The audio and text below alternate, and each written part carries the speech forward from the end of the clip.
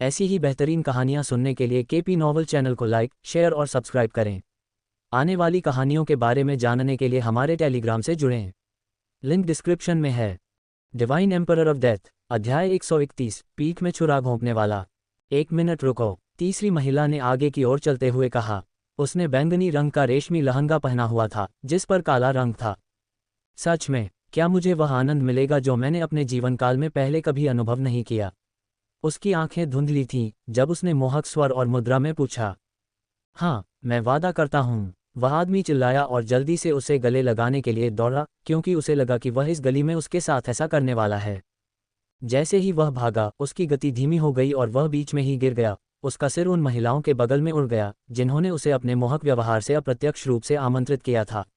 उसकी गर्दन से खून चारों ओर फैल गया, लेकिन ये तीनों महिलाओं पर नहीं गिरा। जल्दी करो, समय हो गया है, हमें अब जाना होगा। गुलाबी कपड़े पहने महिलाओं ने अपनी आंखें सिकोड़ लीं और घृणा से कहा। चिंता मत करो, ये जल्द ही खत्म हो जाएगा। बैंगनी वस्त्र पहने महिलाओं के हाथों में एक तेज ब्लेड जैसा चाबुक था। उनकी आंखें चौड़ी हो गई थीं और वे मोहक मुस्कान बिखेर रही थीं। अगले ही पल चीखें गूंज उठीं और पूरी गली खामोश हो गई। अल्पविराम। ब्राइट स्टार रॉयल पैलेस में महल को विशेष सामग्रियों से बनाया गया था, जिससे बाहर से देखने पर यह बहुत चमकता था। अंदर संगमरमर और पत्थरों को शानदार ढंग से उकेरा गया था, जिससे यह आलीशान लग रहा था। इस महल को बनाने में इस्तेमाल की गई सामग्री बेशक कम से कम पीक अर्थ ग्रेड की थी। एक शानदार मेज पर जो चमकते हुए रत्नों से सजी थी, दो महिलाएं एक दूसरे से बातचीत करते हुए सुरुचिपूर्ण ढंग से बैठी थीं। हाँ, मैंने तुम्हें सही बताया, वह तुमसे बहुत प्यार करता है। मुझे उम्मीद है कि तुम कल आयोजित भोज में भीड़ के सामने उसका प्रस्ताव स्वीकार करोगी। एक महिला जिसने लाल वस्त्र पहना था ने हंसते हुए कहा, फिर गंभीर हो गई। वह अपनी टाइट ड्रेस में अविश्वसनीय रूप से सुडौल दिख रही थी, जबकि उसका चेहरा मिलनसार दिख रहा था, जिससे वह एक आकर्षक परी की तरह दिख रही थी। नहीं, फेलिशिया, मुझे पता है कि उसकी पहले से ही कई पत्नियां हैं, लेकिन मैं इससे नाराज नहीं हूं। वह स्पष्ट रूप से एक ऐसा व्यक्ति है जो संतुष्ट होने के बाद उन्हें छोड़ देता है। शर्ली ने अपने पुराने दोस्त को घृणित भाव से देखते हुए कहा, वह भी दूसरी माँ की बहन थी। क्या तुम पुनर्विचार नहीं कर सकती? मैं उसके चरित्र की गारंटी दे सकती हूँ, फेलिशिया ने विनती करते हुए कहा। शर्ली ने फेलिशिया के हाथ पकड़े और माफ़ी मांगने वाले लहजे में कहा, मुझे माफ़ कर दो फेलिशिया। मैंने अपने पिता की बातें न सुनकर पहले ही गलती कर दी है। मुझे व्यक्तिगत रूप से गार्ड पसंद नहीं है, बस वह छद्म रूप में सांप जैसा लगता है। गार्ड क्लेमोर फेलिशिया का चचेरा भाई था। वह उसकी माँ की छोटी बहन का बेटा था। उसकी माँ मूल रूप से क्लेमोर साम्राज्य से थी, लेकिन उसने एश्टन परिवार में विवाह किया। मैं समझ गई, फेलिशिया ने चुप होते हुए कहा। फिर वह मुस्कुराए और ऊपर उठकर एक कप में शर्ली और अपने लिए एक ड्रिंक डाली। अपना कप उठाते हुए उसने मुस्कुराते हुए कहा, तो मुझे उम्मीद है कि कल भोज में तुम अपने भाग्यवान से मिलोगी। तुम्हारे भविष्य के लिए। शर्ली ने भी मुस्कुराकर अपना कप उठाया और व्यंग्यात्मक ढंग से मुस्कुराते हुए कहा, मेरे भविष्य के लिए। दोनों ने जल्दी से कप का पानी पी लिया। क्या तुम्हें सच में उस समय लिए गए अपने फैसले पर पछतावा है? फेलिशिया ने निराश नज़र से उसकी आंखों में देखते हुए पूछा। तुम्हें भी? तुम सब ये सवाल क्यों पूछते हो? ठीक है, तुम सब मेरा जवाब जानना चाहते हो, है न? महाद्वीप में जाकर घोषणा करो कि डेविस लोरेट को अपना पति न बनाने का मुझे अफसोस है। शर्ली ने गुस्से में मुंह बनाते हुए कहा। इन 2 दिनों में उसकी कुछ बहनें और भाई उससे पूछने आई कि वह इस मामले के बारे में कैसा महसूस करती है। वह अपनी शर्मिंदगी छिपाने के लिए बस इतना ही कह पाई कि शायद या शायद नहीं। ये सोचकर कि उसने एक अच्छा पति पाने का अच्छा अवसर कैसे खो दिया, उसे पछतावा हुआ। इसके अलावा उनके सवालों ने उसके पछतावे को और बढ़ा दिया। मुझे उम्मीद है कि तुम्हें भी एक अच्छा पति मिलेगा, शर्ली ने आह भरते हुए जवाब दिया। पति? तुम चाहती हो कि मुझे एक पति मिले? अचानक फेलिशिया का स्वर बदल गया और उसने अपनी मुठियां भींच लीं। बेशक, तुमने अभी तक शादी भी नहीं की है और तुम्हारी उम्र भी मेरी उम्र जितनी ही है, शर्ली ने हंसते हुए जवाब दिया। उसे लगा कि फेलिशिया मजाकिया है। उसकी हंसी सुनकर फेलिशिया कांप उठी। उसने अपने दांत पीस लिए, फिर अचानक शांत हो गई। तुम हमेशा ऐसे ही रहते हो, है न? बातचीत करते समय चंचल, तब भी जब तुम अपना भविष्य तय करते हो। लड़ते समय चिड़चिड़ा, तुम जरा भी नहीं बदले। यह मेरा व्यक्तित्व है और यह जरा भी नहीं बदलेगा। शर्ली ने फिर से हंसते हुए टेबल पर जोर से मारा। उसके चेहरे पर थोड़ी सी लालिमा दिख रही थी। इस तरह का व्यक्तित्व एक दिन तुम्हें गिरा देगा, फेलिशिया ने अतुलनीय रूप से शांत तरीके से कहा। शर्ली को थोड़ा गर्मी महसूस हुई। उसका चेहरा गर्म हो गया और लाल हो गया, लेकिन उसने फिर भी अपनी मुट्ठियां भींचते हुए जवाब दिया, जब वह दिन आएगा तो मैं उसका ख्याल रखूंगी। तो मैं तुम्हें चुनौती देती हूं कि तुम आज होने वाली इस विनाशकारी घटना से बचकर निकल जाओ। फेलिशिया दहाड़ उठी, उसकी आंखों में केवल घृणा, आक्रोश और उदासी दिखाई दे रही थी। शर्ली चौंक गई। उसके दिमाग ने अचानक अपने शरीर में हो रहे बदलावों को फेलिशिया के कथन से जोड़ दिया। तुमने मेरे साथ क्या किया? वह खड़ी हो गई, लेकिन अचानक उसे लगा कि उसके पैर लंगड़े हो गए हैं। गिरते हुए उसने सहारे के लिए टेबल पकड़ ली। फेलिशिया ने व्यंग्यात्मक तरीके से ठहाका लगाया, मैंने क्या किया? मैंने तो बस तुम्हारा आभार वापस किया है। तुम विश्वासघाती हो। उसकी आंखों से आंसू निकल आए और उसने उसे घृणा से देखा, आंशिक रूप से दिल टूट गया। क्या? शर्ली ने अपनी आंखें चौड़ी की। वह समझ नहीं पा रही थी कि वह क्या कह रही है, लेकिन अचानक उसकी आंखें चौड़ी हो गईं क्योंकि उसने एक भयावह सिलहूट को देखा जो कहीं से भी उभरा था। एक भी सेकंड बर्बाद किए बिना उसने अपनी स्पेस रिंग से एक क्रिस्टल निकाला। बम! जब उसने इसे कुचलने की कोशिश की तो उसका हाथ पीछे की ओर पटक दिया गया, जिससे क्रिस्टल उसकी पकड़ से दूर उड़ गया। हा, मेरे साथ तुम्हें खुश होते देखने के लिए कुछ बड़ों को बुलाना बुरा है, मेरी राजकुमारी। अध्याय 132 मास्टरमाइंड। शर्ली ने अपनी आंखें चौड़ी की और अपनी नज़र ऊपर उठाए और घूर कर देखा। गार्ड, क्या तुम अपने कामों के परिणाम जानते हो? भयानक सिलहूट बना और एक युवा व्यक्ति के रूप में सामने आया जिसके पास नेक चेहरे थे। वह तेज दिख रहा था और उसके चेहरे पर एक आकर्षक विशेषता थी। वह मुस्कुराया और बोला, ओह, मुझे पता है।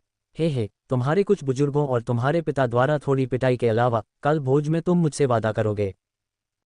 शर्ली चिल्लाई, लेकिन उसे लगा कि उसका शरीर ढीला और गर्म हो गया है। उसके लिए बोलना भी मुश्किल हो रहा था क्योंकि उसे लगा कि उसका दिमाग धुंधला हो गया है। उसकी सांसें थोड़ी तेज हो गईं। उसने फेलिशिया को गर्म नज़र से देखा और फिर उदास होकर बुदबुदाया, क्यों? जाहिर है, वह बता सकती थी कि फेलिशिया की मदद के बिना वह उसके महल के अंदर नहीं जा सकता था। गार्ड ने हल्के से ठहाका लगाया और फिर मुस्कुराया, फेलिशिया, तुम ये क्यों नहीं बताती कि तुमने उसे पीक अर्थ ग्रेड कामोद्दीपक क्यों खिलाया? आंखों से आंसू बहते हुए, जमीन पर टपकते हुए, फेलिशिया चिल्लाई, तुम्हारी हिम्मत कैसे हुई? तुमने हमारे 27वें भाई के साथ मिलकर मुझे नशा देने की हिम्मत कैसे की? तुम ऐसा कैसे कर सकते हो? शर्ली ने उसकी आंसू भरी आंखों को देखा। उसने अपनी आखिरी ताकत इकट्ठी की और कहा, मुझे नहीं पता कि तुम किस बारे में बात कर रही हो। नहीं, मैंने किसी भाई के साथ मिलकर तुम्हें नशा दिया। ये सुनकर फेलिशिया घृणा से चिल्लाई, मूर्ख मत बनो। मुझे पता है कि तुमने ये किया है। मेरे पास सबूत हैं। हमारे 27वें भाई ने मेरा बलात्कार किया। तुमने ऐसा क्यों किया? मुझे लगा कि हम करीबी बहनें हैं। मुझे लगा कि हम परिवार हैं। अपनी भावनाओं को व्यक्त करते हुए वह घुटनों के बल गिर पड़ी। कुछ सेकंड बीतने के बाद अचानक एक मजाकिया हंसी गूंजी और दोनों ने सिर घुमाकर उसकी दिशा में देखा। हा, ये बहुत मज़ेदार है। हा, गार्ड पागलों की तरह हंसता रहा। क्या? फेलिशिया को असहज महसूस हुआ। तुम लोग मेरी हथेली पर कठपुतली की तरह नाचते हो, मैं इसे देखकर तृप्त नहीं हो पाता। हा, गार्ड उसकी ओर इशारा करते हुए हंसता रहा। उसने अचानक शर्ली के हाथ पकड़ लिए और उसे ऊपर उठा लिया, उसे लटका दिया जबकि उसके घुटने जमीन को छू रहे थे। तुम्हें पता है क्या? मैंने जो सबूत तुम्हें दिए हैं वे झूठे हैं। क्या तुमने मेरे द्वारा दिए गए इमेजरी क्रिस्टल पर गंभीरता से विश्वास किया था? तुम्हारा क्या मतलब है? फेलिशिया को लगा कि उसका दिमाग सुस्त हो गया है। वह इस समय अविश्वसनीय रूप से भ्रमित और हैरान महसूस कर रही थी। उस इमेजरी क्रिस्टल में तुमने जो शर्ली देखी थी वह सिर्फ एक व्यक्ति थी जो शर्ली के वेश में थी। अपने कान के पास मुस्कुराते हुए गार्ड मुस्कुराया और उस मूर्ख को देखा जो उसकी साजिश में फंस गया था, जिसे एक 10 वर्षीय बच्चा भी समझ सकता था। नहीं, फेलिशिया ने अपना सिर हिलाते हुए कहा। भले ही उसे लगा कि एक 10 वर्षीय बच्चा उसकी इस साजिश को समझ सकता है, लेकिन जिस स्थिति और परिस्थिति में उसने उसे नकली सबूत दिए, उससे एक अनुभवी व्यक्ति भी नकली सबूत पर संदेह नहीं कर सकता। उसकी ओर उपहास में मुस्कुराते हुए गार्ड ने विक्षिप्त स्वर में कहा, अपनी सबसे करीबी बहन को धोखा देने पर तुम्हें कैसा लग रहा है? ओह, वह भी तुम्हारी सबसे करीबी दोस्त है न? कृपया इस तरह से तुम्हारी भावनाओं को कुचलने के लिए मेरे विनम्र स्वभाव को माफ करें। कमीने, मैं तुम्हें मार डालूंगा। उस पर क्रोध से झपटते हुए फेलिशिया दहाड़ उठी। गार्ड वहां खड़ा मुस्कुरा रहा था, बिल्कुल भी डरा हुआ नहीं था। जब उसने उसे टुकड़े टुकड़े करने की कोशिश की तो उसने महसूस किया कि उसका शरीर सुन्न हो गया है। वह उसके बगल में गिर गई और उसे घृणा से देखने लगी क्योंकि उसे एहसास हुआ, तुमने मेरे साथ क्या किया? गार्ड हंसा और बोला, आह, चिंता मत करो। मैंने तुम्हारे कप में सिर्फ एक गंधहीन लकवा मारने वाला पेस्ट लगाया है। इससे ज्यादा कुछ नहीं, इससे कम भी नहीं। आखिरकार मुझे गैर कुंवारियों में कोई दिलचस्पी नहीं है। फेलिशिया ने अतुलनीय घृणा में अपने दांत पीस लिए। उसने क्रोध में उसकी ओर देखा। अगर नज़रें मार सकती थीं तो उसकी नज़रें उसे 1000 बार मारने के लिए पर्याप्त थीं। वैसे मैंने ही तुम्हें नशीला पदार्थ दिया था। इसके अलावा मैंने ही तुम्हारे 27वें भाई को भी नशीला पदार्थ दिया था। हा, उसे पता ही नहीं था कि वह अपनी ही बहन का बलात्कार कर रहा है। फेलिसिया की आंखें गुस्से से चौड़ी हो गईं, उसने अपने दांत पीस लिए जबकि उसके मुंह से खून बह रहा था, जैसे कि उसे बहुत बड़ा झटका लगा हो। शर्ली ने अपनी आंखें थोड़ी ऊपर उठाईं और गुस्से से उसे घूरने लगी। बदमाश। गार्ड ने उसकी भारी सांसों को देखा, लेकिन उसे कुछ भी करने की कोई जल्दी नहीं थी। शर्ली, तुम अलग हो। जिस क्षण से मैंने तुम्हें देखा मेरी नज़रें तुम पर थीं। चिंता मत करो, भले ही तुम अपनी मासूमियत खो दो, मैं तुम्हारा ख्याल पूरी ताकत से रखूंगा। उसने अपना सिर घुमाया और फेलिशिया को देखा और मुस्कुराया। चिल्लाओ, मदद के लिए पुकारो। मैंने तुम पर जो लकवा मारने वाला पेस्ट लगाया है वह सिर्फ तुम्हारे शरीर को लकवा मारता है, तुम्हारी आवाज़ को नहीं। फेलिशिया ने उसे बेमिसाल नफरत से देखा। उसने शर्ली की तरफ देखा और जो उसने किया था उस पर उसे बहुत गुस्सा आया। तुम चिल्ला क्यों नहीं रहे हो? हाँ, बेशक, तुम्हें पता है इस जगह पर साउंड प्रूफिंग और संरचनाएं हैं और तुम ही हो जो मुझे यहाँ चुपके से लेकर आए हो। उसके ऊपर हाँ, एक दुष्ट मुस्कान के साथ मुस्कुराते हुए उसने आगे कहा, अब मैं तुम्हें दिखाऊंगा कि कैसे तुम्हारी सबसे करीबी दोस्त का मेरे द्वारा बलात्कार किया जाता है। शर्ली को उठाकर उसने उसे बिस्तर पर फेंक दिया। नहीं, रुको, मैं जो चाहूंगी करूंगी, उसे जाने दो, फेलिशिया ने बोलते हुए रोते हुए कहा। इस स्थिति में उसे लगा कि वह कुछ नहीं कर सकती। अचानक उसका चेहरा दयनीय हो गया और उसने चिंतित स्वर में कहा, क्या तुम सच में चाहती हो कि मैं उसे जाने दूं? मुझे इससे कोई दिक्कत नहीं है। फेलिसिया का चेहरा बदल गया जब उसे एहसास हुआ। वह रोने लगी और बड़बड़ाने लगी और उसने दिल खोलकर कहा, माफ़ करना शर्ली, मुझे माफ़ करना, मुझे माफ़ करना, मुझे माफ़ करना। गार्ड ने हंसते हुए अपने कपड़े उतार दिए। उत्तेजित चेहरे के साथ वह बिस्तर पर चढ़ गया और उसकी अतुलनीय रूप से उत्तेजित सिलहूट को देखा।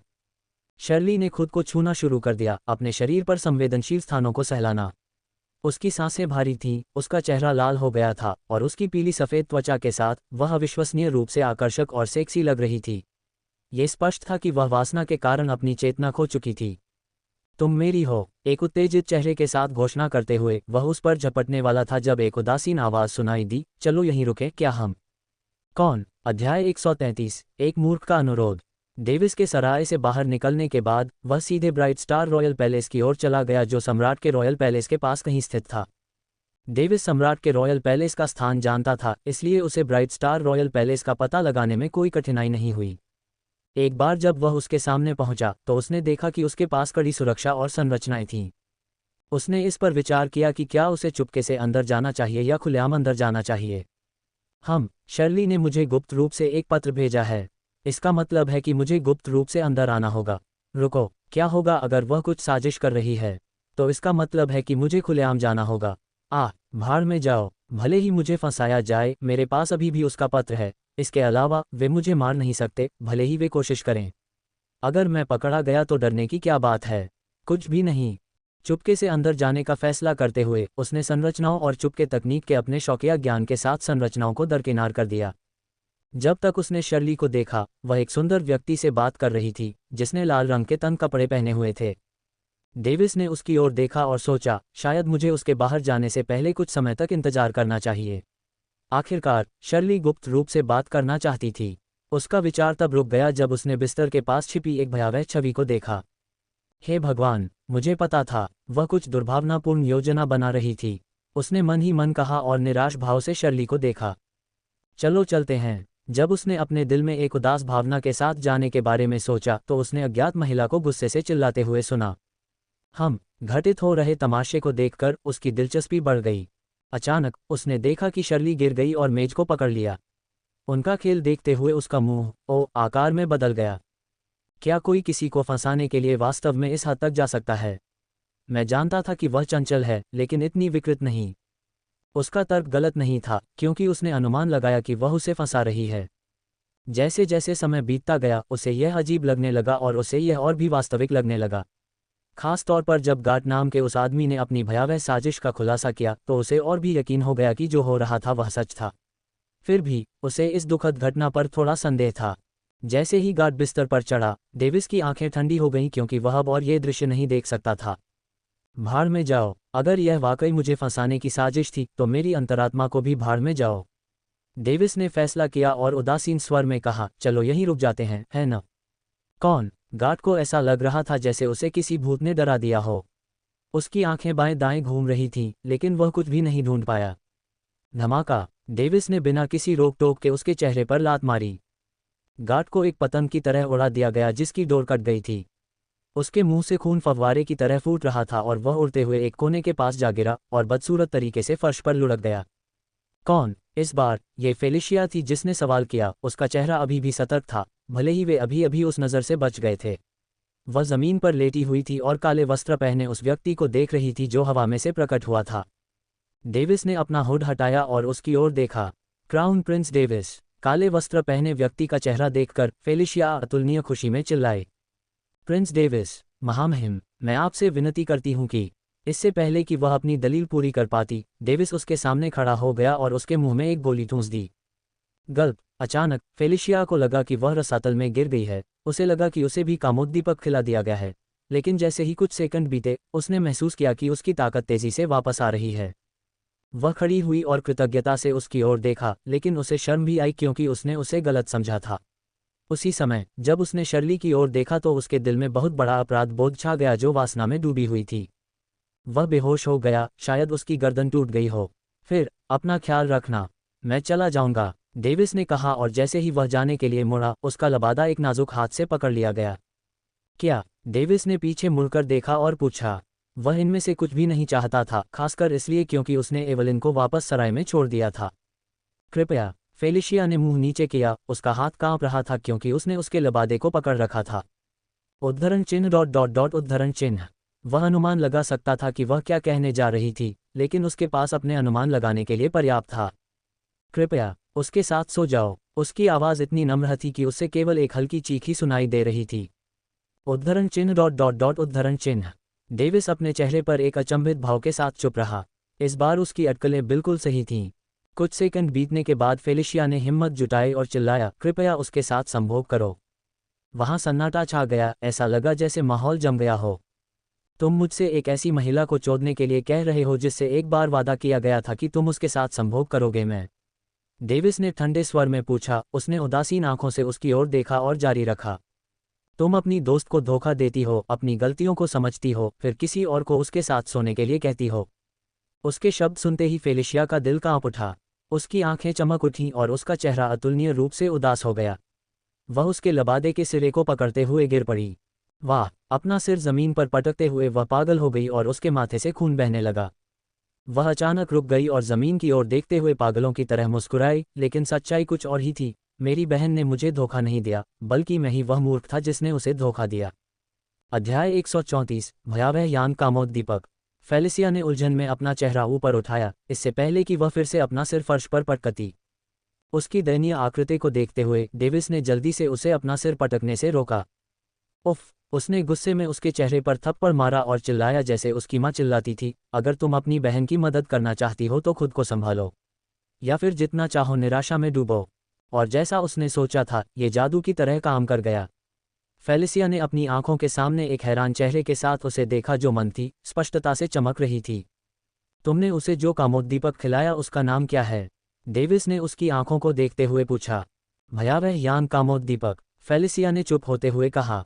डेविस को अब आखिरकार समझ में आ गया कि वह उससे संभोग करने पर क्यों जोर दे रही थी। दुनिया में बहुत तरह के कामोद्दीपक थे।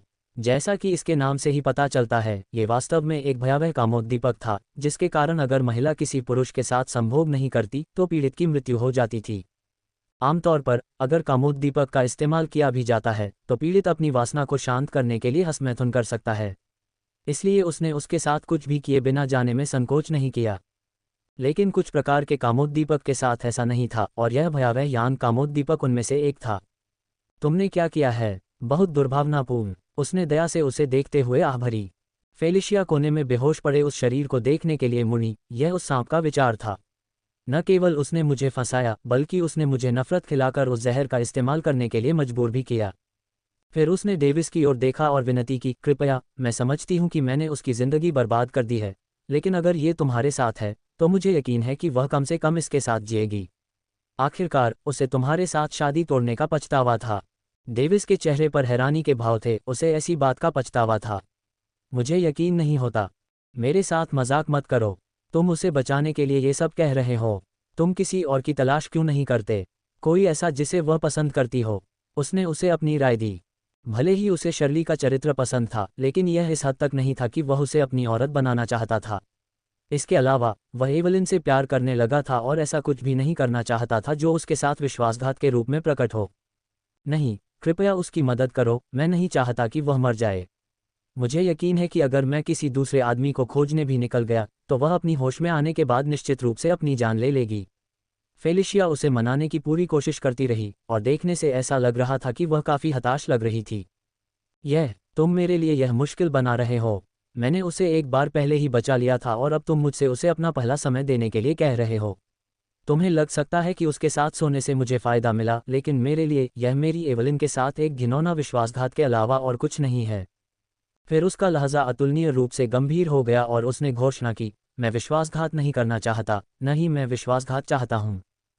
फेलिशिया चुप हो गई। वह उसकी जिद और दृढ़ संकल्प को महसूस कर सकती थी। कुछ देर बाद उसने कुछ कहा, तो कृपया चुपचाप चले जाओ ताकि तुम गार्ड के हाथों पकड़े न जाओ। मैं बाकी का ख्याल रखूंगी। डेविस ने अपना सिर हिलाया, लेकिन वापस मुड़ने से पहले उसने उससे एक सवाल पूछा, फिर तुम क्या करने जा रही हो? फेलिशिया ने हल्के से मुस्कुराकर उसकी ओर देखा, मैं उसे पीड़ित नहीं होने दूंगी। मैं उसे अभी मार दूंगी और खुद को भी खत्म कर लूंगी। उसकी आंखें धुंधली हो गईं और उसकी नाक खट्टी हो गई। मुझे उम्मीद है कि वह मुझे परलोक में या अगले जन्म में माफ कर देगी। डेविस ने गंभीरता से अपना सिर हिलाया। वह उसकी आंखों में दृढ़ संकल्प और पछतावा देख सकता था। फिर वह गायब हो गया। ये देखकर कि वह चला गया, फेलिशिया ने शर्ली के साथ अपने बचपन के बारे में कुछ मिनटों तक याद करने के बाद बिस्तर की ओर देखा। शर्ली के कपड़े उसके अपने हाथों से फाड़ दिए गए थे, यहाँ तक कि उसके इनरवियर और इसी तरह के अन्य कपड़े भी थोड़े से फट गए थे, जिससे उसके कच्चे कप पूरी तरह से दिखाई दे रहे थे। उसने अपने जुड़वां चोटियों के साथ साथ अपनी पवित्र घाटी को भी नोंचकर सहलाया और एक जानवर की तरह कराहते हुए फेलिशिया उसके पास गई और शर्ली के हाथों को पकड़ लिया, जबकि वह रो रही थी। जब शर्ली को अपने हाथों में गर्माहट महसूस हुई तो वह अनजाने में ही उस स्रोत पर झपटी और उसे पकड़ लिया और चाटने और चूसने लगी। मुझे माफ़ कर दो। फेलिशिया ने अपने एक हाथ को पकड़ रखा था, दूसरे हाथ में खंजर ले लिया। उसने अपनी आंखें बंद कर लीं, जबकि उसकी भावनाएं अविश्वसनीय रूप से दुखद ऊंचाइयों पर पहुंच गईं और उसने शर्ली के सिर पर वार किया। अचानक उसके हाथ पकड़ लिए गए और एक आवाज़ सुनाई दी, रुको। अल्पविराम। डेविस अपनी गुप्त तकनीक का इस्तेमाल करते हुए गायब हो गया। फेलिशिया की याद दिलाने वाली छवि को देखते हुए उसे दया आ गई, जबकि उसका विवेक और नैतिकता चिल्ला रही थी कि उसे बचाना चाहिए और इसे दुखद रूप से समाप्त नहीं होने देना चाहिए। उसे लगा कि ऐसा करने से वह एवलिन को धोखा देगा। उसे इस बात पर बहुत उलझन हो रही थी कि उसे अभी क्या करना चाहिए। शर्ली की कामुक हरकतों को देखते हुए उसे जटिल भावनाएं महसूस हुईं। वह किस बारे में बात करना चाहती थी? लगता है मुझे कभी पता नहीं चलेगा। अचानक उसके दिमाग में एक विचार उभरा, जिससे उसे इस दुखद घटना के अंत में एक रोशनी दिखाई दी। ये सही है। मैं इतना मूर्ख क्यों हूँ? हो सकता है कि मेरे पास उसे बचाने के लिए ज्ञान न हो, लेकिन डेथ नोट के पास होना चाहिए। Death note. मैं बचे हुए 2 अवसरों में से एक का उपयोग करूंगा। जल्दी से मुझे बताओ कि मैं उसके साथ संभोग किए बिना उसे कैसे बचा सकता हूँ। उसने अपने चेहरे पर एक मुस्कान के साथ पूछा, क्योंकि वह एक पछतावे भरे अंत से बच सकता था। ईमानदारी से उसे लगा कि अगर वह अभी चला गया तो उसे कोई मानसिक शांति नहीं मिलेगी, और इसीलिए उसने इस सवाल का जवाब जानने के लिए एक अनमोल अवसर का उपयोग किया। उसे लगा कि यह इसके लायक था। हाँ, क्या यह आसान नहीं है? तुम्हें मुझसे पूछने की भी जरूरत नहीं थी। डेथ नोट ने ठहाका लगाते हुए जोर से हंसा। अध्याय 135, जहरीले सार को हटाना। क्या? जल्दी बताओ, मुझे बताओ। डेविस सच में बेवकूफ़ नहीं लगा था, लेकिन अब उसे लगा कि उसने एक ऐसे उत्तर का अवसर खो दिया है जो उसे पहले से ही पता था, लेकिन वह इतना बेवकूफ़ था कि उसे याद नहीं था। बस किसी दूसरे आदमी को उसके साथ सोने दो। डेविस जम गया और उसे खून थूकने जैसा महसूस हुआ। उसे कुछ याद आया और वह गुस्से से चिल्लाया, भाड़ में जाओ। तुम्हें मुझे नहीं चोदना चाहिए, तुम्हें उसे चोदना चाहिए। उसने व्यंग्यात्मक आवाज़ में उत्तर दिया। उसने अपनी मुट्ठियां भींचते हुए अपने माथे पर नसें फैला दीं। उसने किसी तरह अपने गुस्से को शांत किया और फिर से बोला, ठीक है, अब और मजाक नहीं। मृत्यु नोट ने उपहास में बड़बड़ाते हुए कहा, उसे बचाने का कोई तरीका नहीं है। क्या तुम मुझसे मजाक कर रहे हो? डेविस ने अपनी आंखें चौड़ी कर लीं। ऐसा नहीं है कि उसे बचाने का कोई तरीका नहीं है, तुम अभी उसे बचाने के लिए उन तरीकों का इस्तेमाल करने के लिए पर्याप्त मजबूत नहीं हो, कम से कम तुम्हारे अनुरोध के अनुसार तो। डेविस ने चिल्लाकर कहा, तो मुझे बताओ कि मेरे पास जो सबसे अच्छा तरीका है उसका इस्तेमाल करके उसे कैसे बचाया जाए। फिर उसे याद आया कि सबसे अच्छा तरीका उसके साथ सोना है, हालांकि उसके साथ सोने से कोई लेना देना नहीं है। जैसे कि वह पूरी तरह से क्रोधित हो गया था, उसने जवाब दिया, मैंने ऐसी बहुत सी परिस्थितियां देखी हैं, और हर पुरुष जो मेरे पास था उसने नशीली महिला पार्टी के साथ संभोग किया जैसे कि यह कुछ भी नहीं था। वास्तव में उन्होंने मुझे आज्ञाकारी बनाने के लिए भी इस्तेमाल किया। तुम क्यों हिचकिचा रहे हो? दुनिया के विशाल असंख्य में अपने लिए एक और महिला होने का कोई मतलब नहीं है। डेविस चुप रहा, वह इससे बहस नहीं कर सकता था, न ही उसके पास इसके साथ बहस करने का समय था। उसके मन में एक हल्की आह गूंजी, क्या तुम मेरी ऊर्जा के बारे में भूल गए हो जो ब्रह्मांड में किसी भी चीज को निगल सकती है? मैं नहीं भूला हूं, उसने गंभीरता से उत्तर दिया। तो फिर मेरी शक्ति का उपयोग कामोद्दीपक के प्रभावों को बेअसर करने के लिए करो, उसने उत्तर दिया जैसे कि यह एक तथ्य था। डेविस की आंखें चौड़ी हो गईं, मुझे स्पष्ट रूप से पता है कि आपकी शक्ति का उपयोग करने से उसकी डेंटियन और मेरिडियन नष्ट हो जाएंगे। क्या तुम मजाक कर रहे हो? मेरी ऊर्जा को पूरी तरह से नियंत्रित करना तुम्हारे ऊपर है। अगर तुम नहीं कर सकते तो उसे मरने दो, उसने उदासीन स्वर में उत्तर दिया। जब उसने कोई दूसरा तरीका पूछने के बारे में सोचा तो उसने देखा कि फेलिसिया अपने हाथ में खंजर पकड़े हुए शर्ली के पास चली आई। उसने जल्दी से पूछा, अरे, क्या तुम्हें यकीन है कि तुम्हारे पास कोई दूसरा तरीका नहीं है?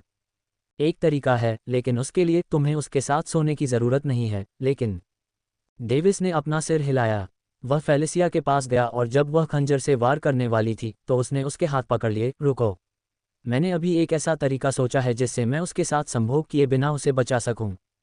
फेलिसिया को एक पल के लिए उम्मीद जगी, लेकिन उसके शब्दों को समझने के बाद उसने गुस्से से उसकी ओर देखा। तुम किसे बेवकूफ़ बनाने की कोशिश कर रहे हो? हर वयस्क जानता है कि इस तरह के कामोद्दीपक को खत्म करने का एकमात्र तरीका संभोग करना है। अगर तुम्हारा उसकी मदद करने का कोई इरादा नहीं है तो कृपया चले जाओ, बस उसे अपमानित मत करो। जब तक उसने अपनी भावनाएं व्यक्त की तब तक वह फिर से रोने लगी थी। शर्ली और खुद को मारने का उसका दृढ़ संकल्प पूरी तरह से टूट गया। डेविस ने उसे चुपचाप देखा और फिर गंभीरता से बोला, क्या तुम उसे बचाना चाहते हो, या तुम उसे खुद मरते हुए देखना चाहते हो? फेलिसिया उस पर दहाड़ उठी, मैं उसे बचाना चाहती हूँ। तुम उसके साथ संभोग क्यों नहीं करते? मैं अपनी बाकी जिंदगी तुम्हारे लिए गुलामी करूंगी। तुम मेरे साथ जो चाहो कर सकते हो, बस उसके साथ संभोग करो, कृपया। फिर एक तरफ हटो और जो कुछ भी तुम्हारे पास है उससे उसे बांध दो। डेविस ने जवाब दिया और उसने शर्ली की बाहें पकड़ ली और उसे उसकी पीठ के पीछे रख दिया, उसके मोहक लहराते शरीर को दबाते हुए। फेलिसिया शर्मा गई क्योंकि उसे लगा कि उसे एक अजीबोगरीब बुत है, लेकिन उसने ऐसा करने का फैसला किया क्योंकि वह अपनी जान बचाने के लिए इंतजार नहीं कर सकती थी। उसने कुछ चाबुक निकाले और शर्ली के हाथ और पैर बिस्तर के दोनों छोर पर बांध दिए। शर्ली ने अपने होंठ चाटे, लालच से डेविस के होंठों को देखा जैसे कि वह गर्मी में थी। वह बंधी हुई थी, उसकी ऊर्जा अस्थिर थी और वह होश में नहीं चल पा रही थी। डेविस इस कामुक दृश्य को देखकर खुद को रोक नहीं सका। उसने जल्दी से अपने सिर से सभी अशुद्ध विचारों को हटा दिया और अपना हाथ उसके पेट पर रख दिया। अपनी आत्मा की भावना का पूरा उपयोग करते हुए उसने उसके पूरे शरीर पर आक्रमण किया, उसके पूरे शरीर में फैले जहरीले अवशेषों की तलाश की। और जैसा कि अपेक्षित था, उसने उसके गर्भ में एक असामान्य सार महसूस किया। ये सिनिस्टर यांग कामोद्दीपक अन्य कामोद्दीपकों से अलग था। ये गर्भ में एक सिनिस्टर यांग जहर डालता है जो धीरे धीरे उसके शरीर की स्थिति को खराब करता है, जिससे महिला पीड़ित की आंतरिक मृत्यु हो जाती है। उस जहर को ठीक करने का एकमात्र तरीका पुरुष का सार प्राप्त करना है। इसी तरह सिनिस्टर यिन कामोद्दीपक के रूप में जाना जाने वाला एक कामोद्दीपक था जो पुरुषों को पीड़ित करता है। इसे ठीक करने का एकमात्र तरीका यह है कि उनके जननांगों को महिला के सार से ढक दिया जाए। वह उसकी वासना के बारे में कुछ नहीं कर सकता था। अगर वह उसकी वासना को ठीक करना चाहता था तो उसे खुश करना ही एकमात्र तरीका था। अगर वह उसकी वासना को ठीक करने के लिए डेथ नोट की ऊर्जा का उपयोग करता है तो वह उसकी साधना और इंद्रियों को अलविदा कह सकता है, क्योंकि यह संभवतः उसके शरीर को उत्तेजित करने वाली हर तंत्रिका को खा सकता है। उसका नियंत्रण इतना अच्छा नहीं था कि वह केवल उस कामोद्दीपक को हटा सके जो उसकी नसों को उत्तेजित कर रहा था, साथ ही यह उसकी साधना को नुकसान पहुंचा सकता था जिससे अंततः मृत्यु हो सकती थी। उसकी हथेली से थोड़ी सी काली ऊर्जा फैल गई जो अतुलनीय रूप से धीमी गति से उसके पेट में प्रवेश कर गई। अपनी आत्मा का उपयोग करते हुए उसने काली ऊर्जा को उसके पेट से होते हुए अंततः उसके गर्भ तक पहुंचाया। फेलिसिया भ्रमित थी। उसने डेविस को देखा जिसने लगभग 5 मिनट तक शर्ली के पेट पर अपनी हथेली रखी हुई थी। वह दृश्य नहीं आया जिसकी उसे उम्मीद थी, लेकिन ऐसा लग रहा था कि वह किसी तरह की विधि से उसका इलाज कर रहा था। लेकिन उसके दृष्टिकोण से इससे कोई मदद नहीं मिली क्योंकि शर्ली अभी भी अपने होठों को चाट रही थी और भारी सांसें ले रही थी, उसके लिए वासना कर रही थी। अचानक शर्ली संघर्ष करने लगी और वह वासना से बाएं और दाएं हाथ हिलाने लगी। डेविस बाधित हुआ, लेकिन वह काली ऊर्जा को बेकाबू होने से रोकने में कामयाब रहा। तुम जल्दी करो और उसे चूमो अगर तुम उसे बचाना चाहते हो, उसने चिल्लाते हुए महसूस किया कि उसकी एकाग्रता का आखिरी तनाव खत्म हो रहा है। फेलिशिया की आंखें चौड़ी हो गईं, इसलिए नहीं कि उसने उसके शब्द सुने थे। ऐसा इसलिए था क्योंकि जब उसने तुरंत वही करने का फैसला किया जो उसने कहा था, तो उसने अपनी आंखों के कोने से गार्ड को जागते हुए देखा। अध्याय 136, मैंने तुम्हें नहीं बुलाया। कमीने, मैं तुम्हें मार डालूंगी। घृणा से दहाड़ते हुए फेलिशिया आगे बढ़ी और गार्ड के चेहरे पर लात मारी, जिससे एक बार फिर उसकी गर्दन पूरी तरह टूट गई। डेविस की आंखें लाल हो गईं क्योंकि उसे लगा कि उसकी एकाग्रता चली गई है। हताशा के आवेश में उसने शर्ली के होठों को चूमा ताकि वह अब और संघर्ष न करे। अपनी अंतिम बची हुई एकाग्रता के साथ उसने उसके गर्भ से भयावह यांग जहर को निगलने के लिए डार्क एनर्जी का इस्तेमाल किया। वह थकावट से लंगड़ा हो गया, जिससे उसका सिर नीचे गिर गया, जिससे उसका चेहरा गीले चुंबन और चाट से भर गया। जी हटो, मुझसे दूर हो जाओ, डेविस के कानों के पास एक प्रलोभन भरी आवाज़ फूटी। हालांकि उसने ऐसा कहा, फिर भी उसने लालच से उसके होठों को चाटा। चुंबन और यांग जहर के विनाश के साथ शर्ली की अंतरात्मा की आवाज़ फिर से जाग उठी। डेविस ने महसूस किया कि जैसे ही वह तुरंत खड़ा हुआ, उसकी ऊर्जा वापस आ गई। शर्ली अभी भी भारी सांस ले रही थी, लेकिन ऐसा लग रहा था कि उसे कुछ स्पष्टता वापस मिल गई है। हालांकि इससे ये तथ्य नहीं बदला कि वह अपनी वर्तमान स्थिति में अभी भी कामुक और कामुक थी। शर्ली, फेलिशिया खुशी से उसके पास गई, लेकिन जब उसे याद आया कि उसने क्या किया था, तो उसका चेहरा उदास हो गया। डेविस ने अपने चेहरे से गीले दाग मिटाए। फिर उसने उसकी बाधाओं को दूर किया और डेथ नोट से बात करते समय सेट किए गए 2 इमेजरी क्रिस्टल को लेने के लिए एक निश्चित दिशा में चला गया। उसने एक को संग्रहित किया जबकि दूसरे को उसने शर्ली को फेंक दिया। यह आपको ये समझने में मदद करेगा कि यहाँ अभी क्या हुआ था, डेविस ने आह भरते हुए कहा। आखिरकार वह उसे बचाने में सक्षम था, लेकिन जब उसने सोचा कि उसने संघर्ष करना बंद करने के लिए उसे कैसे चूमा, तो उसका चेहरा निराश हो गया। ये सब उस महिला की गलती थी। बुदबुदाते हुए वह चला गया। उसने असंतोष के साथ फेलिशिया को देखा। रुको, तुम यहाँ क्यों हो? शर्ली के स्तन ऊपर नीचे हो रहे थे जब उसने अपनी एक आंख बंद करके सवाल पूछा। क्यों? क्या तुमने मुझे यहाँ आने के लिए नहीं बुलाया? डेविस ने पत्र निकालते हुए कहा। पत्र को देखते हुए शर्ली ने अपना सिर हिलाया। मैंने कोई पत्र नहीं भेजा। नहीं, मैंने तुम्हें मेरे महल में आने के लिए कहा। क्या? उसकी आंखें चौंक कर चौड़ी हो गईं। उद्धरण चिन्ह ... मैं सच कह रहा हूँ। डेविस की आंखें धीरे धीरे चौड़ी हो गईं। उसे अचानक याद आया कि उसने एवलिन को सराय में अकेला कैसे छोड़ दिया। एक भी सवाल पूछे बिना डेविस ने अपनी साधना आधार को पूरी तरह से सक्रिय कर दिया। जब वह दीवारों को तोड़ने वाला था, तभी एक फीकी आवाज़ सुनाई दी, रुको। डेविस रुक गया और उसने अपने दांत पीसते हुए गुस्से में उसकी ओर देखा। मेरे पास तुमसे बात करने का समय नहीं है। जल्दी करो और जो कहना है कहो। गुप्त प्रवेश द्वार से निकल जाओ, शर्ली ने एक दिशा की ओर इशारा करते हुए कहा। डेविस ने उस जगह की ओर देखा जहां उसने एक छिपा हुआ स्विच देखा। वह उस दिशा में भागा और उसे सक्रिय कर दिया। बिना कुछ कहे वह जल्दी से उस गुप्त प्रवेश द्वार से निकल गया जो खुल गया था। शर्ली ने एक जटिल नज़र से उसके भागते हुए सिलहुट को देखा। आमतौर पर अगर एक शाही महल में रहने वाली महिला किसी पुरुष को गुप्त प्रवेश द्वार दिखाती है, तो इसका मतलब है कि उस महिला ने उस पुरुष को अपना पुरुष मान लिया है। लेकिन डेविस, जो इस दुनिया के तौर तरीकों को नहीं जानता था, उस अंतर्निहित अर्थ को नहीं समझ सका। अगर वह इसकी तुलना एक ऐसी महिला से करता जो अपने पुरुष के लिए अपना पिछला दरवाज़ा खुला छोड़ देती है, तो वह इसे समझ सकता था। लेकिन जिस स्थिति में वह था, उसने उसे उस मामले के बारे में सोचने की भी छूट नहीं दी। अल्पविराम, आप लोग कौन हैं? एवलिन ने दरवाज़ा खोला और अपनी आंखें सिकोड़ते हुए पूछा। उसके सामने 3 महिलाएं थीं जो काले लबादे पहने हुए थीं। उन्होंने अपनी खूबसूरत मुस्कान बिखेरते हुए अपने होंठ उतार दिए। एवलिन ने आश्चर्य से अपनी आंखें चौड़ी की। आप सभी? फिर उसने अपने हाथ जोड़े। मिस साशा, मिस वेनिस और मिस हाना, मैं आपको किस बात की खुशी देती हूँ? उन तीनों ने भी अभिवादन का जवाब दिया और कमरे के अंदर चले गए जैसे कि वे खुद ही इसके मालिक हों। एवलिन ने उन्हें संदेह से देखा, लेकिन उन्हें नहीं रोका और न ही उसके पास उन्हें रोकने की शक्ति थी। ऐसी सराय, आप लोग ऐसी जगहों पर कैसे रहते हैं? हाना ने अपने काले लबादे उतारते हुए सवाल किया। उसके शानदार हरे रेशमी लबादे सामने आ गए, जिससे वह बहुत खूबसूरत लग रही थी। बाकी 2 ने भी अपने काले वस्त्र उतार दिए और बिस्तर पर ऐसे बैठ गए जैसे कि वे आराम करने के लिए अपने घर लौट आए हों। वेनिस गुलाबी रेशमी वस्त्र पहने हुए थी जबकि साशा बैंगनी रेशमी वस्त्र पहने हुए थी जिसमें काले रंग का रंग था। एवलिन ने उन तीनों को देखा और भौहें सिकोड़ लीं। मिस हाना रॉस परिवार से थीं, जबकि मिस वेनिस और मिस साशा क्लेमोर परिवार से थीं। वह इस रॉयल कैपिटल में डेविस के साथ घूमते हुए उनसे मिली थी। कुछ कहोगी क्या? वेनिस ने नाराजगी में कहा। उसकी आंखें सिकुड़ी हुई थीं जबकि उसके चेहरे पर हल्की मुस्कान थी। कैसे कहेगी? उसकी हैसियत इतनी कम है कि वह हमारे सामने कुछ कहने की हिम्मत भी नहीं करेगी। साशा हंस पड़ी क्योंकि उसकी आंखों में उपहास देखा जा सकता था। तुम लोग क्या चाहते हो? एवलिन ने उदासीन निगाहों से उनकी ओर देखा और सवाल किया। उसने उन्हें सम्मानजनक रवैया देना बंद कर दिया। हाना ने हैरान चेहरे से उसकी ओर देखा। हमें कुछ नहीं चाहिए। अचानक उसका चेहरा बदल गया जब उसने एवलिन को चिंतित भाव से देखा। उसकी आंखें दया से भर गईं और उसने पूछा, बस इतना ही? क्या तुम्हें पता है कि तुम्हारा तथाकथित मंगेतर कहाँ चला गया?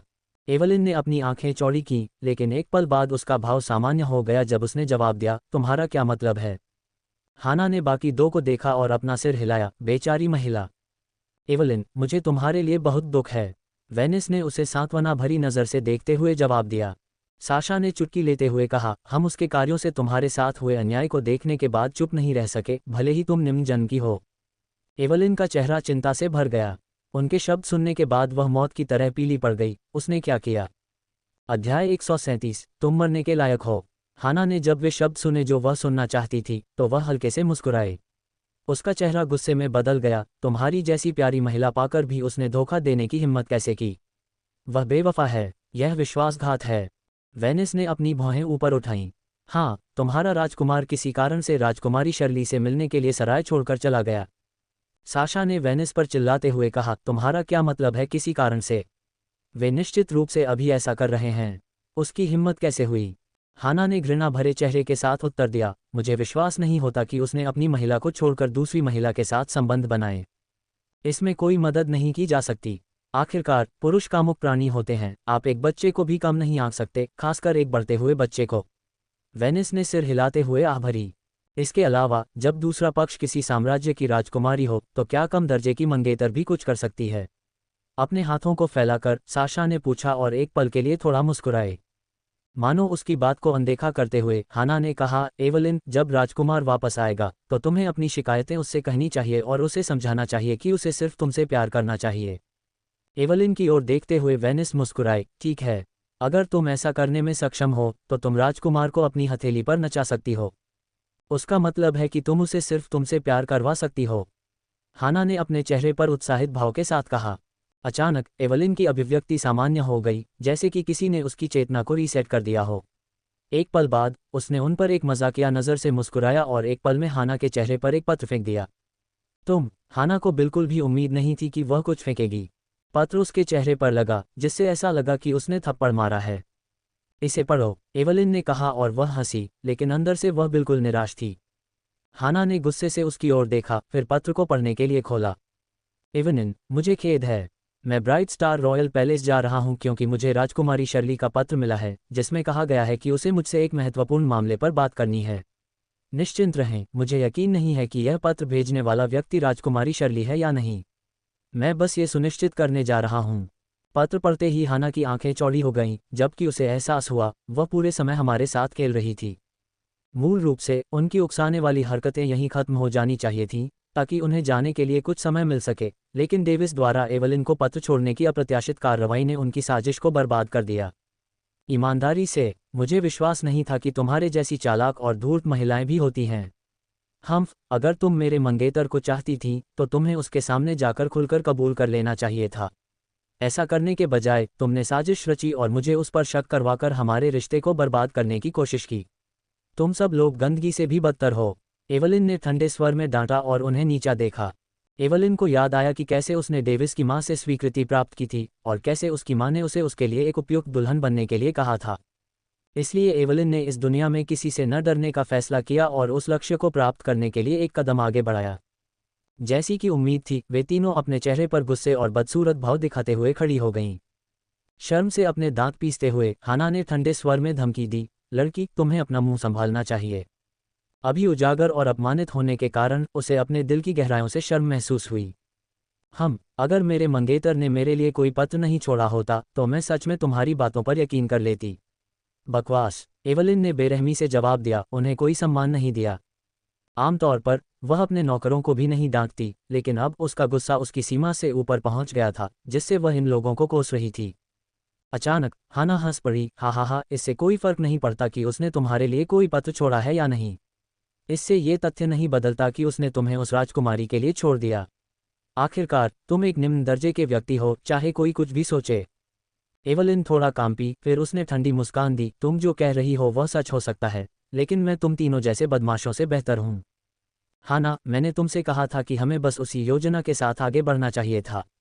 वेनिस ने अपने चेहरे पर एक ठंडी अभिव्यक्ति के साथ कहा। नहीं, ये योजना इस लड़की के लिए बहुत दयालु है। हमें उन 3 कामुक पुरुषों को यहाँ लाना चाहिए था जिन्हें हमने पहले मारा था। साशा ने बेरहमी से जवाब दिया। हाना ने अपनी आंखें चौड़ी की, क्या तुम अंधी हो? इसे ज्यादा मत बढ़ाओ। तो क्या हुआ अगर मैं इसे ज्यादा बढ़ा दूं? मुझे आश्चर्य है कि अगर तुम किसी और व्यक्ति के साथ सोती हो तो क्या तुम्हारा प्यारा मंगेतर अब भी तुमसे प्यार करेगा? साशा ने मुस्कुराते हुए एवलिन से पूछा, उसकी अभिव्यक्ति उपहास से भरी थी। कमरे के अंदर एक जोरदार थप्पड़ की गूंज सुनाई दी, जिससे वे तीनों पूरी तरह से अविश्वास में आ गए। तुम मरने के लायक हो, एवलिन ने साशा को जानलेवा निगाहों से देखते हुए ठंडे स्वर में कहा। साशा की ओर इशारा करते हुए उसके हाथ कांप रहे थे।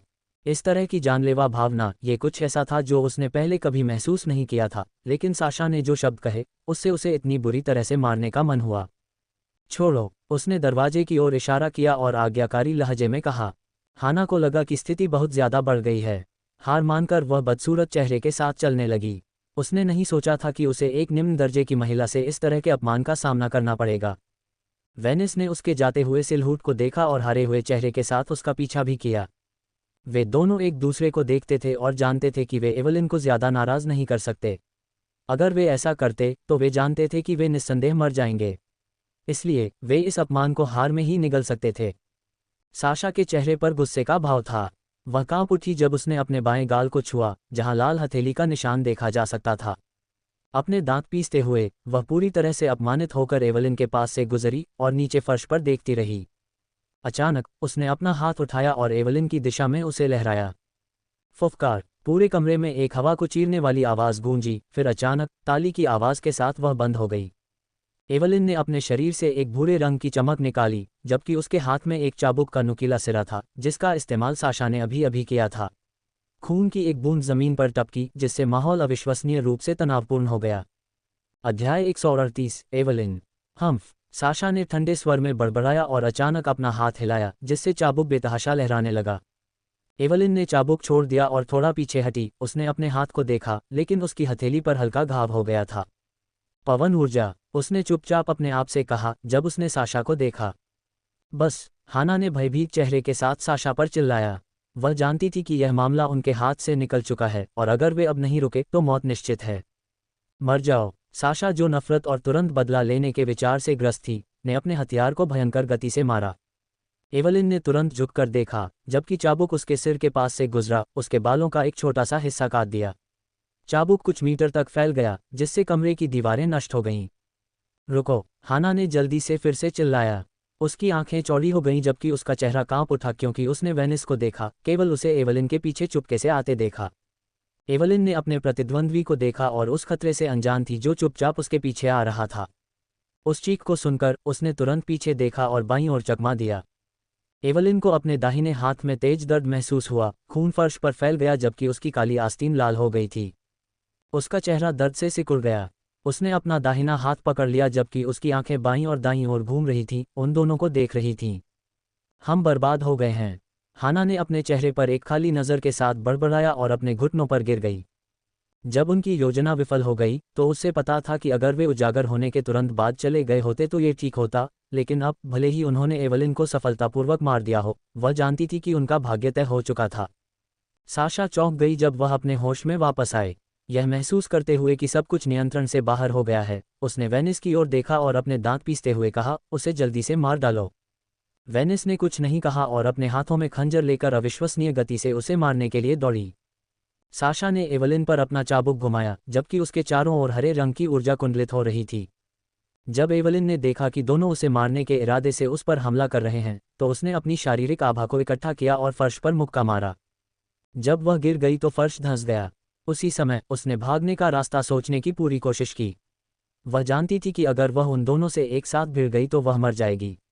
इसके अलावा उसे नहीं पता था कि तीसरा भी उस पर हमला करेगा या नहीं।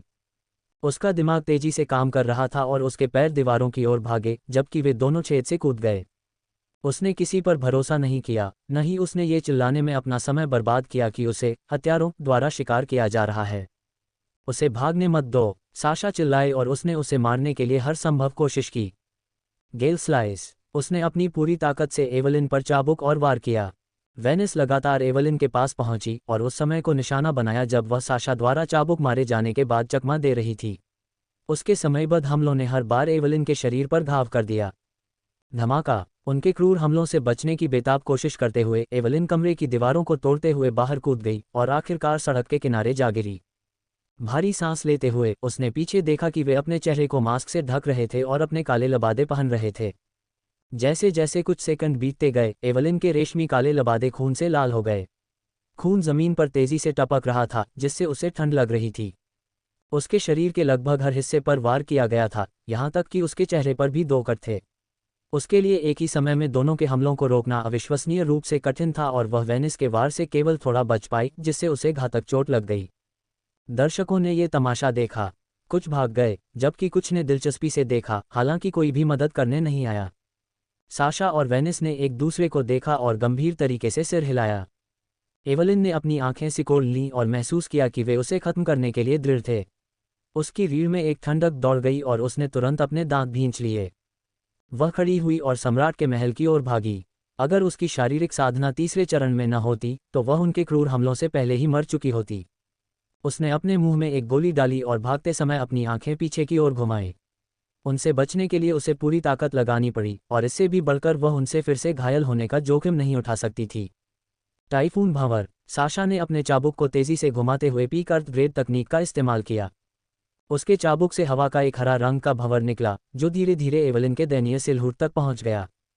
एवलिन ने खुद को बहुत धीमा महसूस किया क्योंकि हवा का हरा रंग का भंवर उसके चारों ओर फैलने लगा। आह! एवलिन तीव्र दर्द में चिल्लाए। हवा के झोंके ने उसके शरीर के हर हिस्से को चीर दिया जिससे उसे ऐसा महसूस हुआ जैसे लाखों बेवजह उसे छेद रहे हों। हवा का झोंका धीरे धीरे कम होने लगा और एवलिन हवा में उछलने लगी। उसके रेशमी काले लबादे पर पिन के आकार के कई छेद दिखाई दे रहे थे। जैसे ही वह हवा में उड़ी उसने महसूस किया कि उसकी आंखों से जीवन की किरणें गुजर रही हैं और वह आसमान की ओर देख रही थी। क्या मैं मरने जा रही हूँ? उसके मन में एक सवाल उठा जिससे वह फूट फूट कर रोने लगी। जैसे ही वह जमीन पर उल्टी होकर गिरी उसकी आंखों से आंसू टपकने लगे। उसकी गीली आंखों ने एक छाया को देखा जो तेजी से उसके हाथों में खंजर लिए हुए उसकी ओर बढ़ रही थी। एवलिन ने अपनी आंखें बंद कर लीं और हवा में ही हार मान ली। एवलिन! एक क्रोधित चीख ने अचानक उसकी आत्मा को अंदर तक हिला दिया। अपनी आंखें खोलते हुए उसने देखा कि खंजर उसके सिर से ठीक 1 मीटर की दूरी पर था। स्लैश! एवलिन का शरीर जोरदार धमाके के साथ जमीन पर गिरा तो खून चारों ओर फैल गया। पूरा इलाका बेमिसाल खामोश हो गया जबकि वेनिस जम गई। उसे अपनी आत्मा पर बेमिसाल दबाव महसूस हुआ जिससे वह हिलने में असमर्थ हो गई। अध्याय 139 अप्रत्याशित दुर्घटना। जब डेविस गुप्त प्रवेश द्वार से ब्राइट स्टार रॉयल पैलेस से बाहर निकला तो उसने अपनी आत्मा की भावना को उस सराय तक बढ़ाया जिसमें वह रुका था। उसे चिंता हो रही थी। सराय की ओर दौड़ना शुरू करते हुए जब उसने एवलिन को आकाश में उड़ते देखा तो उसके कदम लड़खड़ा गए। उसे बहुत डर और क्रोध महसूस हुआ और उसकी रीढ़ में ठंडक दौड़ गई। थंडर क्लाउड मूवमेंट तकनीक का उपयोग करते हुए वह बहुत तेजी से भागा जबकि उसका पारदर्शी आत्मा शरीर उसके शरीर को छोड़कर अविश्वसनीय गति से उड़ गया। आत्मा फोर्जिंग कल्टीवेशन में प्रशिक्षित होने का ये लाभ है। शिशु आत्मा अवस्था तक पहुंचने से व्यक्ति अपने शरीर के बाहर आत्मा के एक तनाव को प्रकट कर सकेगा। युवा आत्मा अवस्था तक पहुंचने से व्यक्ति अपने मांसल शरीर के बाहर एक पारदर्शी आत्मा शरीर को प्रकट कर सकेगा, हालांकि यह थोड़ा कमजोर होगा। वयस्क आत्मा अवस्था तक पहुंचने से व्यक्ति एक पूर्ण विकसित आत्मा शरीर को प्रकट कर सकेगा जिससे वह उससे लड़ने में सक्षम होगा। भले ही उसका मांसल शरीर अविश्वसनीय रूप से तेज दौड़ रहा था जो कि peak revolving core stage cultivator के बराबर था, लेकिन वह अविश्वसनीय रूप से चिंतित था। वह अपने आत्मा शरीर को भी भेजने से खुद को नहीं रोक सका, अंततः अपने मांसल शरीर को एक कमजोर अवस्था में छोड़ दिया। अपने आत्मा रूप में जब उसने उसके शरीर को उसकी मृत्यु की ओर गिरते देखा तो वह क्रोधित तरीके से चिल्लाया जैसे कि वह लगभग पागल हो गया हो। एवलिन! उसने जल्दी से अपनी डेथ सेंस का उपयोग करके हत्यारे का नाम पहचाना और तुरंत उसे डेथ नोट में लिख दिया, जो उसके मांसल शरीर के साथ मिलकर काम करता था। वेनिस क्लेमोर तुरंत मर जाती है। डेथ नोट उसके आत्मा सागर में था, उसके आत्मा शरीर में नहीं। लेकिन जब तक वह डेथ नोट पर उसका नाम छोड़ने में कामयाब हुआ, तब तक बहुत देर हो चुकी थी। उसकी आंखों से आंसू बह निकले, जबकि उसके पूरे आत्मा शरीर को उन भावनाओं से बहुत दर्द महसूस हुआ जिन्हें वह नियंत्रित नहीं कर सका। जब तक उसकी आत्मा सराय के पास पहुंची, एवलिन का शरीर धड़ाम से जमीन पर गिर पड़ा। अब जब वह सीमा में था तो उसने क्रोध में वेनिस पर अपनी जबरदस्त आत्मा का दबाव छोड़ा। एवलिन की आंखें खुली हुई थीं। एक पल के लिए उसे लगा कि उसका सिर काट दिया गया है। उसने धीरे धीरे अपने हाथ ऊपर उठाए ताकि ये देख सके कि उसका सिर सही सलामत है या नहीं। धड़ाम, उसके बगल में एक कटा हुआ हाथ गिरा जिससे उसकी पुतलियां फैल गईं। आह! उसके हाथों में एक तेज दर्द हुआ जब उसे एहसास हुआ कि उसका बायां हाथ कट गया था, जबकि उसका दायां हाथ उसकी हड्डियों तक कट गया था। उसकी कलाई का एक हिस्सा खून से लथपथ होकर नीचे लटक रहा था। खंजर उसके पास पहुंचने से ठीक पहले जैसे ही उसने अपनी आंखें खोलीं, उसने एक साथ अपने हाथों को ऊपर उठाकर खंजर को अपनी नंगी भुजाओं से रोक लिया, जिसके परिणामस्वरूप उसकी भुजाएं इस अवस्था में आ गईं। डेविस की आत्मा शरीर एवलिन के सामने आ गई जब उसने अपने शब्दों से उसे दिल दहला देने वाली सांत्वना दी। सब ठीक है, सब ठीक है, कुछ नहीं होने वाला है, मैं तुम्हारे साथ हूँ। एवलिन ने दिल दहला देने वाले तरीके से चिल्लाते हुए बाएं दाएं हाथ पैर मारे और संघर्ष किया। उसकी आंखें लाल हो गई थीं और उसकी आंखों से आंसू टपक रहे थे। दर्द उसके लिए बर्दाश्त से बाहर था, इतना ज्यादा कि वह उसके सांत्वना भरे शब्दों को भी नहीं सुन पा रही थी। वेनिस जमीन पर गिरते ही बेहोश हो गई। उसकी मौत बहुत दयापूर्ण थी। डेविस का मांसल शरीर गुस्से से भर गया। वह वेनिस के सिर के ठीक ऊपर गिरा, जिससे उसका सिर फट गया। एक ही कदम में उसने तुरंत एवलिन को एक कीमती मिड लेवल स्काई ग्रेड औषधीय गोली खिला दी। यह एक गोली थी जो उसने अपने कीमिया मास्टर से जीवन रक्षक गोली के रूप में प्राप्त की थी। जब उसने महसूस किया कि गोली की ऊर्जा उसके शरीर में प्रवाहित हो रही है, तो उसकी आंखों में कुछ हद तक समझदारी लौट आई। उसका शरीर गर्म होने लगा, जबकि उसके शरीर पर लगी चोटों और कटों से खून बहना बंद होने के बाद दर्द होने लगा। कुछ सेकंड के बाद उसके बाएं और दाएं हाथ से भी खून बहना बंद हो गया। डेविस उसके खून से लथपथ शरीर को देखते हुए लगातार आंसू बहाता रहा। उसने उसका सिर उठाया, उसे अपने कंधों पर लिटाया और औषधीय गोली की ऊर्जा को उसके पूरे शरीर में प्रसारित करने में मदद की, जबकि उसका आत्मा शरीर एक ठंडे चेहरे के साथ एक दिशा की ओर देखने लगा जो जानलेवा गुस्से से भरा हुआ था। साशा को लगा कि जैसे ही उसने उसकी निगाहें महसूस की, उसका पूरा शरीर ठंडा पड़ गया। दरअसल उसका शरीर उसी क्षण जम गया जब उसने उसे वेनिस के सिर पर कदम रखते देखा। लेकिन उसके चेहरे पर मुस्कान आ गई जब उसने पागल चेहरे से उसके आत्मा शरीर को देखा। उस अपंग से शादी मत करो, वह बेकार है और तुम्हारी हैसियत के हिसाब से नहीं होगी। तुम किसी ऐसे व्यक्ति से शादी क्यों नहीं करते? उसके शब्द खत्म होने से पहले ही उसका सिर उड़ गया और वह शांत भाव से जमीन पर गिर पड़ा। उसका शरीर सराय की टूटी दीवार से टकराकर धड़ाम से फर्श पर गिर पड़ा। खून नदी की तरह जमीन पर बह रहा था और उसकी गर्दन से खून बह रहा था। उसके आत्मा शरीर ने अपने हाथों में एक साधारण तीखी तलवार पकड़ी हुई थी जो उसकी अपनी आत्मा से निकली थी। उसने ऊपर देखा और एक खिड़की से बाहर झांकती हुई एक कांपती हुई आकृति देखी। उसने अपनी जादुई तलवार को झटका दिया और जैसे ही वह उसका सिर काटने के लिए आगे बढ़ा, एक कमजोर आवाज सुनाई दी। उद्धरण चिन्ह डॉट डॉट डॉट। उसने नहीं किया, एवलिन ने एक फीकी आवाज में कहा। उसकी एक आंख आधी खुली हुई थी जबकि दूसरी बंद थी। उसकी सांसें उखड़ी हुई थीं जबकि उसके कपड़ों में कट और कई छेद थे। उसकी आवाज़ सुनकर डेविस को अतुलनीय खुशी महसूस हुई। उसका आत्मा शरीर तुरंत उसके मांसल शरीर में वापस चला गया। अब उसके लिए बदला लेना महत्वपूर्ण नहीं था, केवल उसकी चोटों का इलाज करना महत्वपूर्ण था। इसके अलावा उसे लगा कि उसने पहले ही बदला ले लिया है, क्योंकि उसने केवल उन दो महिलाओं को अपनी आत्मा की भावना से एवलिन पर हमला करते देखा था। मजबूत रहो, तुम्हें कुछ नहीं होगा, मैं तुम्हें ठीक कर दूंगा इससे पहले कि तुम जान सको, डेविस ने कहा, क्योंकि वह अपने दिल की गहराई से हर शब्द का मतलब निकाल रहा था। लेकिन उसकी आंखों में एक हल्की उदासी थी जब वह उसके दोनों हाथों को देख रहा था, क्योंकि उसके दोनों हाथ अब खो चुके थे। जब तक वह शरीर परिवर्तन चरण तक नहीं पहुंच जाती, तब तक सही स्वर्गीय संसाधनों के बिना किसी अंग को फिर से उगाना असंभव होगा। जब कोई व्यक्ति शरीर परिवर्तन चरण पर पहुंचता है तो वह अपने नश्वर शरीर को त्याग देता है और एक ऐसा शरीर बनाता है जो स्वर्ग के नियमों के प्रति अधिक अनुकूल होता है। भले ही वह शरीर साधना में 5वें चरण तक पहुंच जाए, फिर भी यह बेकार होगा, क्योंकि शरीर साधना केवल व्यक्ति की शारीरिक शक्ति, हड्डियों के घनत्व और अंगों की वृद्धि को बढ़ाती है। डेविस ने अपनी आंखें सिकोड़ लीं, एस्टन साम्राज्य के उदात्त पात्रों को इस स्थान पर आते हुए महसूस किया। उसने अपने काले वस्त्र उतारे, उसे उससे ढक दिया, उसने उसे यथासंभव धीरे से ऊपर उठाया। एवलिन कराह उठी क्योंकि उसे लगा कि ऊपर उठाए जाने पर उसका पूरा शरीर दर्द से कराह रहा है। कुछ क्षण बीत गए और एक एक करके कई छायाएं घटनास्थल पर पहुंच गईं। सम्राट एश्टन उनके सामने खड़े थे और गंभीरता से दृश्य का निरीक्षण कर रहे थे। अध्याय 140 आराम। डेविस का चेहरा ठंडा था, उसे लगा कि वह किसी को भी सम्मान नहीं देगा। उसने खुद को दोषी ठहराया, उसने इस गड़बड़ी के लिए उन सभी को दोषी ठहराया। एवलिन की दर्द भरी कराह ने उसे वास्तविकता में वापस लाने से पहले ही उस पर जानलेवा इच्छा हावी हो गई।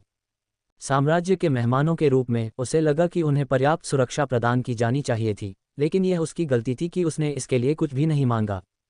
उसे लगा कि उसे पत्र की सामग्री नहीं पढ़नी चाहिए थी और ब्राइट स्टार रॉयल पैलेस की ओर नहीं जाना चाहिए था। लेकिन परिणामस्वरूप ये शर्ली और फेलिशिया के लिए एक त्रासदी में समाप्त हो सकता था। उसे लगा कि अगर उसे पहले से परिदृश्य पता होता तो वह उन दोनों को बचा सकता था, लेकिन वह जानता था कि वास्तविकता इतनी अच्छी नहीं थी। अपने मन में कड़वाहट से हंसते हुए उसने महसूस किया कि उसकी दुविधा का कोई सही उत्तर नहीं था, केवल वह पक्ष बचा था जिसे वह चुनना चाहता था। बेशक अगर उसे पता होता कि ऐसा होगा तो वह एवलिन के साथ ही रहता। एश्टन, हमारे रहने के लिए जगह तैयार करो, साथ ही मैं चाहता हूं कि इस साम्राज्य का सबसे अच्छा औषधालय जल्द ही मेरी एवलिन की जांच करे। सम्राट एश्टन ने अपना सिर हिलाया, अपमान को दिल पर नहीं लिया। उसने अपने अधीनस्थों को आदेश देना शुरू कर दिया।